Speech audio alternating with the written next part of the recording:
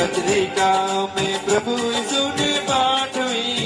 करी विनती मां प्रसंग ले जो साचवी पहली पत्रिका में प्रभु यीशु ने पाठवी करी विनती मां प्रसंग ले जो साचवी पहली पत्रिका